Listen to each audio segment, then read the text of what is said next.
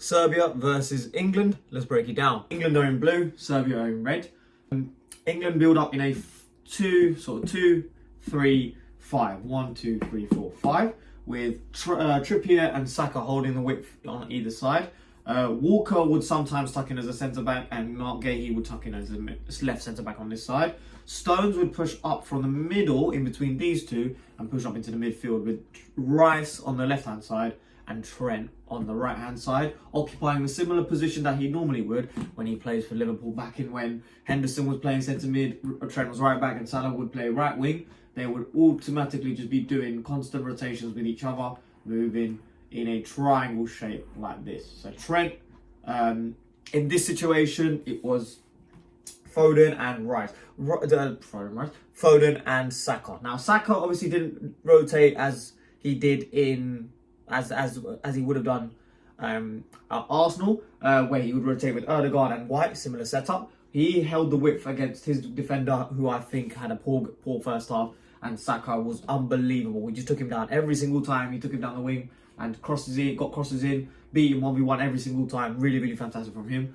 And of course, Bellingham and Foden played in the middle, with Trippier holding the width on the left-hand side, Kane up top. Kane really was isolated up top. He didn't get involved in the game at all. I think the rotations in the first 30 minutes for England, fantastic. Whether it was Rice, Stones, Trent, they'll just move in inside this way. Trent would then come push up here. Trent would also rotate with Foden and Bellingham as well. Bellingham was unbelievable.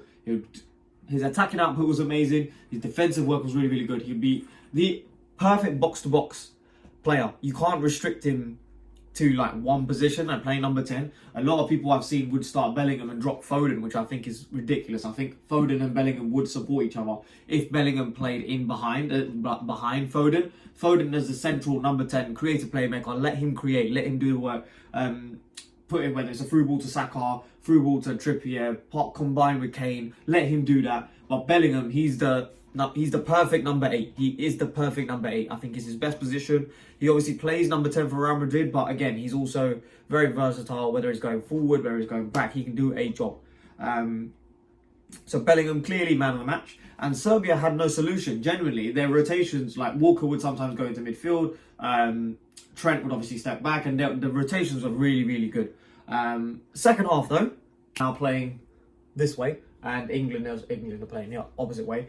Serbia nullified England.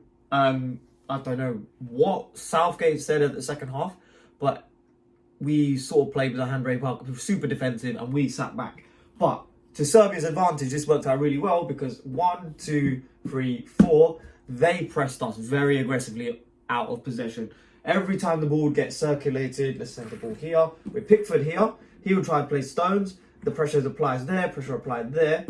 So then it would then force Pickford up here. Then Pickford has no option. Like, he's closed down. These passing lanes are blocked here. These passing lanes are blocked here. He's stuck there. So his only option would be to play the ball long. Every time. But obviously, because Kane was stuck up there by himself and we were so deep like this, literally Kane was the only one back who was only able to receive it, which was poor. I don't know why we did that. Maybe it's signs that Pickford can't play out of the back. But it's something that England need to be wary of and be careful of, especially against the better teams. We will get cut apart if we can't even play out of the back. It's just pretty basic. Even if it means we can go long, have an option like Ollie Watkins for Kane, for example. He stretches the pitch. That means 1, 2, 3, 4. All come back. These guys come back. Look at this. Vacated that space. Now maybe he can come in. Oh, this is the left side, isn't it? So you can come in there. You can come in. The second, we had no second ball option. It was just, Kane's not aerial in the air. Not as good as Watkins anyway. But Watkins can stretch the pitch. Kane had no pace in behind. He's very technical when he comes closer together and plays the link-up play with his teammates. But when he goes up here, there's no option for him. He's isolated. He's not a good lone strike. He can play up there, but the reason why he did so well at Bayern because they flooded the box like we did in the first half. At least 5 attackers in the box. So anytime they put a cross in, this guy, he's an elite poacher, elite finisher inside this box, similar to Haaland. Okay, he can obviously hit a wonderful strike from like 25 yards as well. as well as free kicks and whatnot. But in terms of the actual getting in behind and giving that extra dimension, it's better to use someone like Watkins, even a Gordon on the left. Yeah, anyone could have done the job that we had on the bench. I think the rotations were poor. We could have rotated a lot better for sure. And yeah, somehow we managed to win the game due to our first half efforts. The second half, I think we were quite poor, and ultimately Serbia, we made them look world class, and we can't be performing like that in the next game as well. So drop a like on the video, guys, subscribe for more content, and I'll see you in the next one. Take care.